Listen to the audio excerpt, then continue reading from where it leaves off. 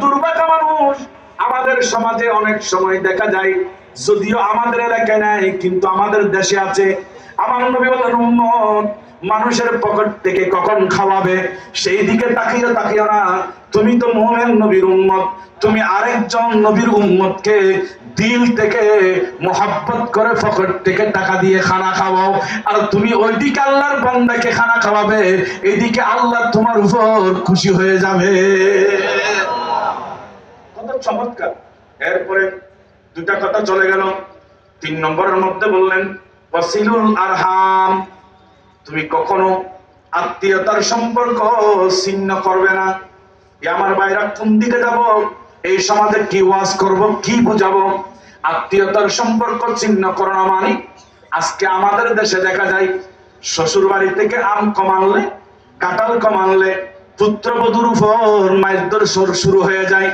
আরে যৌতুকের পালন পান নাই, এর জন্য স্ত্রীকে গায়ে আগুন ধরা দিয়েছে। এটাও আমাদের বাংলাদেশের ঘটনা।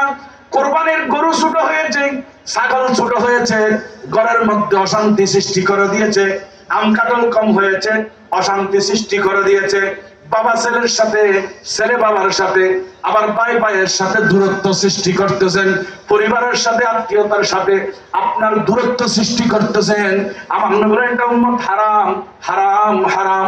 মদ খাওয়া যেমন হারাম, ঘুষ খাওয়া যেমন হারাম, সুদ খাওয়া যেমন হারাম, পায়খানা খাওয়া যেমন হারাম, নিষিদ্ধ, অনুরূপ ভাবে আত্মীয়তার সম্পর্ক ছিন্ন করা হারাম।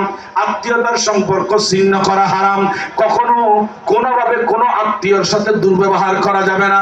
আমার নবী বললেন, আত্মীয়তার সম্পর্ক রক্ষা করা এটা ঈমানদারের জন্য ফরজ। ঈমানদারের জন্য কি ফরজ, বাধ্যতামূলক, করতে হবে। 3টা চলে গেল। হুজুর 4 নম্বর কি? 4 নম্বর হলো ওয়াসাল্লু আন-নাসু নিয়ামু, উম্মত মানুষ যখন ঘুমিয়ে যায়। আজকে নেতার ঘরে ঘরে হাঁটি আমরা সস্তা দামের চাউল পাওয়ার জন্য, নেতার দরজায় দরজায় হাঁটি বিচার পাওয়ার জন্য। আমাদের দেশে নেতার পাশে হাঁটি একটু মন্ত্রীর কাছে সুপারিশ পাওয়ার জন্য। কিচ্ছুই লাগবে না আমার ভাইরা। আজকে জেনে রাখেন, খাওয়াজা গরিবে নওয়াজ হিন্দুস্তানের জমিনে যখন এসেছ, সেখানে হিন্দু বাদশাহ উনি রাষ্ট্র পরিচালনা করতেছেন।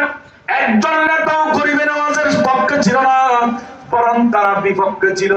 কিন্তু একদম কঠিন সময়ও আমার গরিবে নওয়াজ একজন, দুইজন, তিনজন, 90 লক্ষ মানুষকে মুসলমান বানাই দিলেন।